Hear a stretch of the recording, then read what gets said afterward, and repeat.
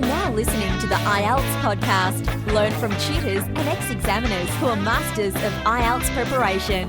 Your host, Ben Worthington. Hello there, IELTS students.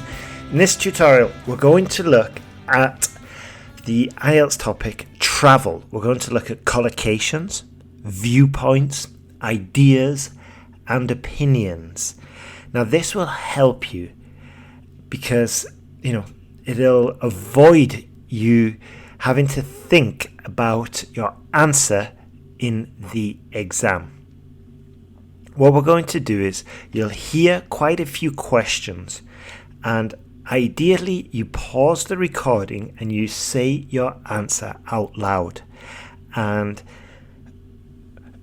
hopefully you don't discover any blind spots. Hopefully you speak about everything quite fluently, quite freely, quite easily. However, if you realize, actually, I can't talk about this topic, then this tutorial will help you a lot, because we're going to look at sample answers and, as I said before, opinions as well. Once you've got an opinion on a topic, it's so much easier to talk about it. And as I've said in previous tutorials as well, on the one hand, you don't have to, maybe you've got a really, really controversial opinion. So for instance, in this case, you hate traveling.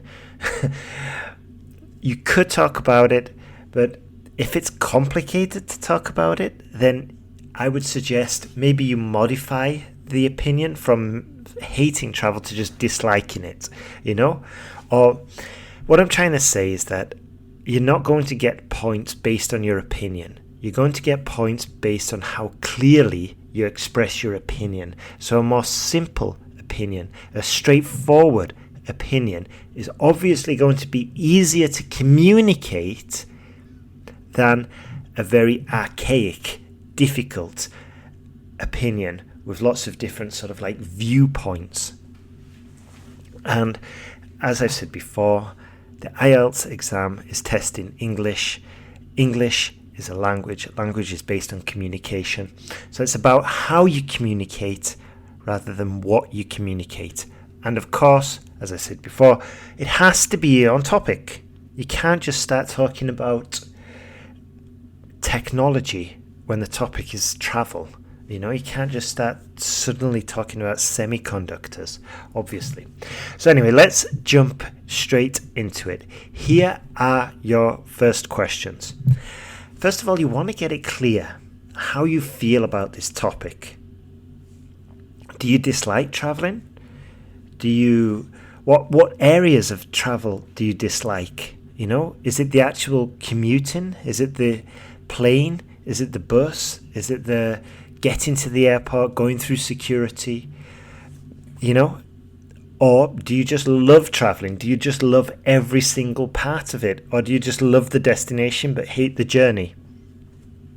So try to get it clear which parts of traveling you actually love, which parts you might dislike. Also, you want to get it clear do you love exploring new places, or are you more of a home bird, somebody who just stays at home and likes the routine, the structure? Do you like new languages, culture and experiences? Or do you prefer the home comforts and stability? Do you travel for work? Do you travel for study? Do you travel for family reasons? So the examiner can take it different directions. They can talk about holidays. It's one form of traveling. They can talk about, traveling for work, traveling for study, traveling to see family members.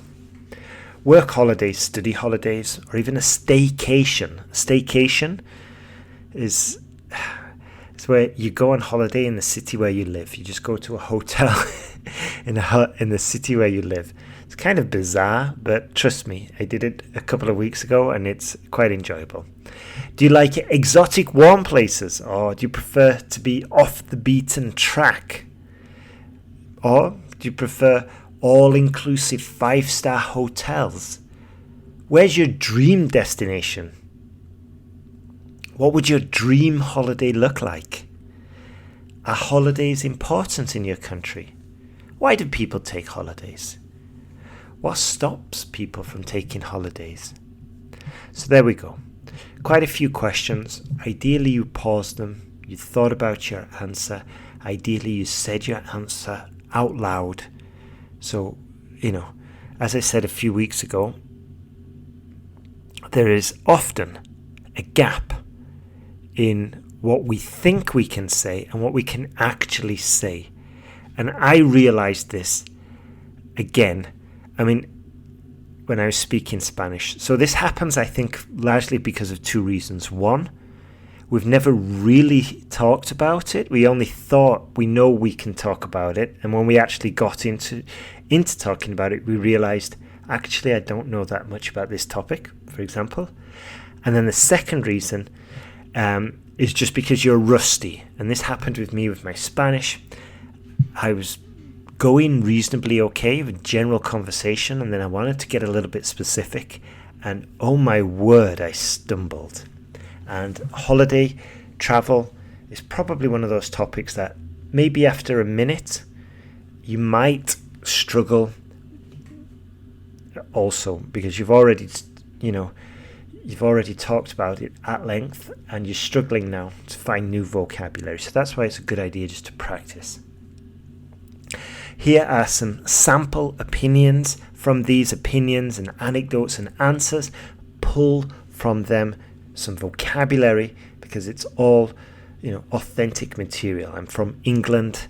I lived there 20 years. First 20 years of my life. The next 20 years I lived abroad. But I'll be going back home soon.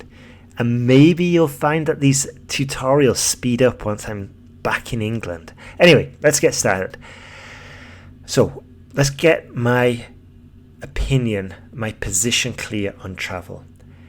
I absolutely hate it. I don't hate it. I just dislike. I hate bus rides. I dislike air travel. I dislike going through security. I think it's a waste of time. It's so time consuming, and it's just a very annoying and uncomfortable experience. Okay, so that's my position on traveling in general. The shorter the travel, the trip, the better.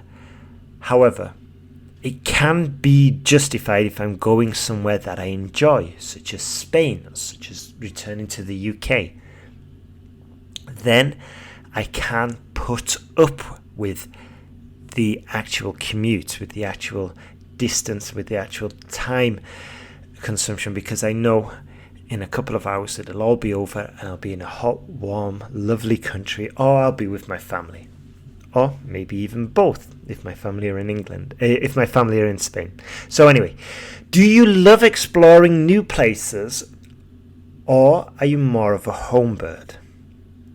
Admittedly, I do love routine. However, I simply adore discovering new places. So to answer your question, I think I am both.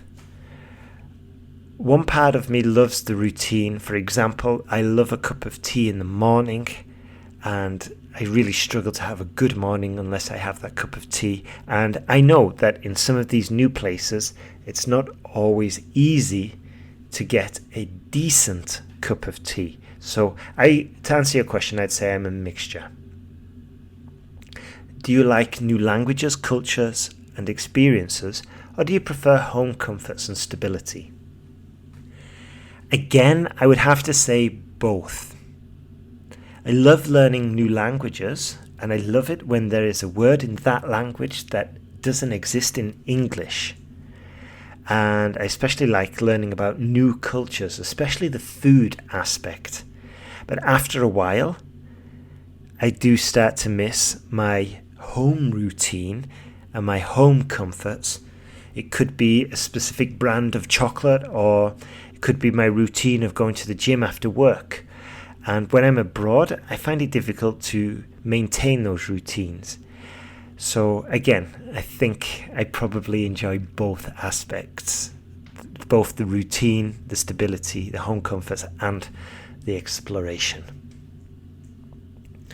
Do you travel for work, for study, or for family reasons?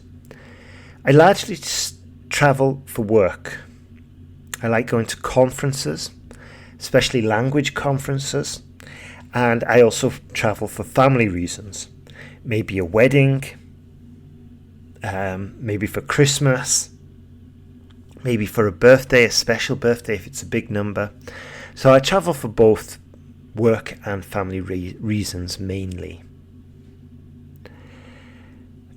Do you go on work holidays or study holidays or staycations? I used to travel a lot more before the pandemic. I used to go on work. I wouldn't call them work holidays. I'd say holidays away from work. But with the pandemic, it kind of made those trips unjustifiable. Also, nowadays, I have a family, so it has to be a very serious reason why I'm going to leave them for a weekend or for a week. Whereas before, without a family, I didn't think of it as such a big deal to disappear for a couple of days or a weekend or a week away from my workplace or from my home. Do you prefer exotic warm places or off-the-track places or all-inclusive 5-star hotels? Well, I'm not a big fan of the heat, in all honesty, and I'm not such a big fan of 5-star hotels either.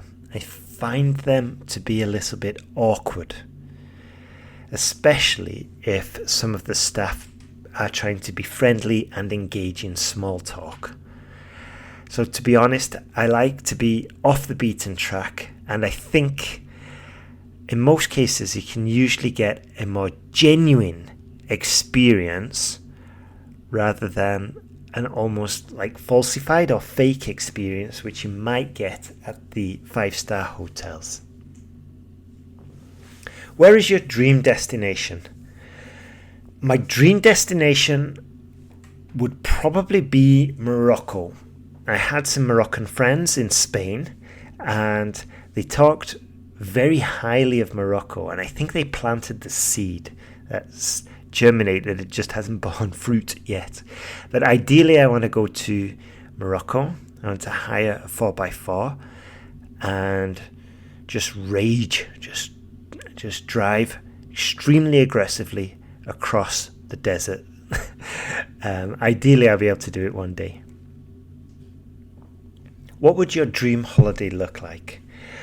Well, it would incorporate some of the aspects I just mentioned, hiring a big 4x4, taking it out for the day and driving, racing around, and then in the evening I'd like to maybe go up to the mountains and relax and eat some local food, and it would involve a high degree of spontaneity, as I'm not such a big believer of having everything planned, but also I would like to have a few features in the holiday planned. So it'd probably go planned, relaxed, planned, relaxed, planned, relaxed.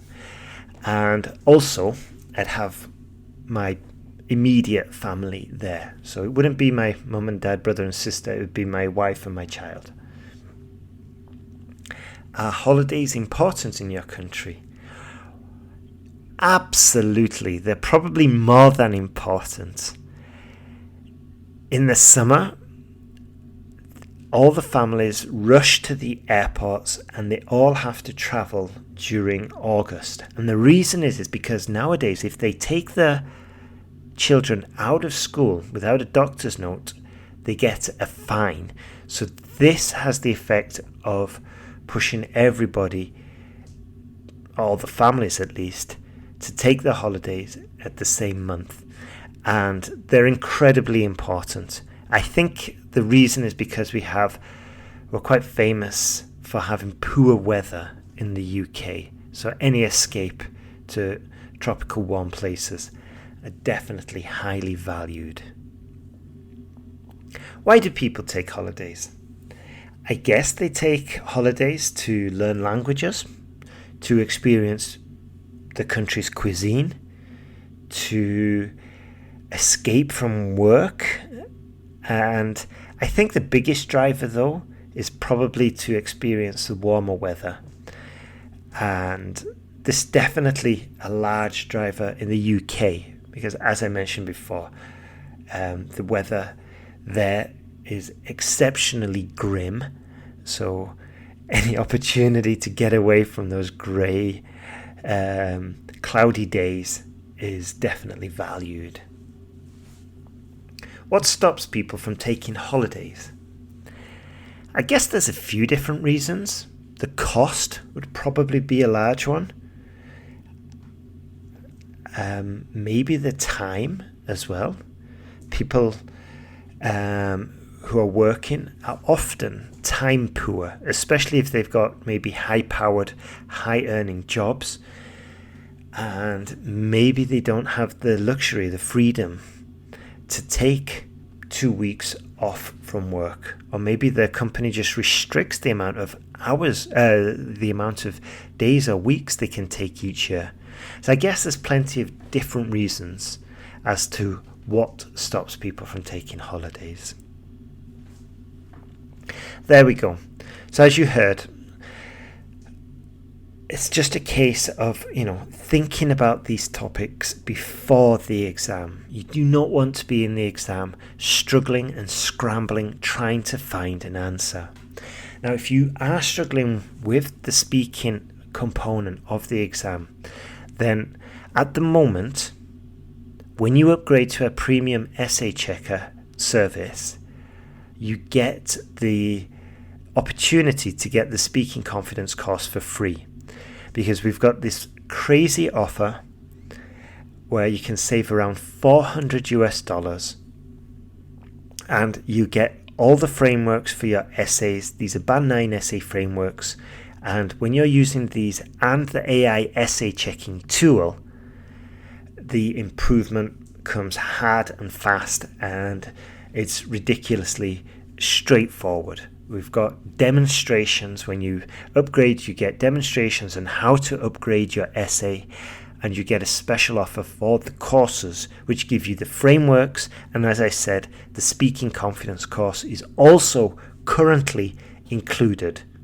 You can get that for free. With the speaking confidence course, you get a technique that enables you to answer quickly and easily. The answer will be grammatically accurate, and because it's like an automatic system, you get a few seconds as well to think about your answer. So the first few seconds of your answer are automatic, and that buys you time for you to think about your answer and think about the vocabulary you're going to use as well. So that's it from me today. Have a super day. Carry on working hard. You will get there. You will pass the IELTS exam. You will end up in Australia or in Canada or the UK. You just need to keep moving, keep working, keep moving forward, and trust me, you will reach your goal. So if it's tough, if you're struggling from some overwhelm, don't worry. Lots of students have been in your exact situation before. We've helped lots of these students get their goals, reach their goals. We can help you as well. So just hang in there, keep moving forward, and you'll get there. All the best.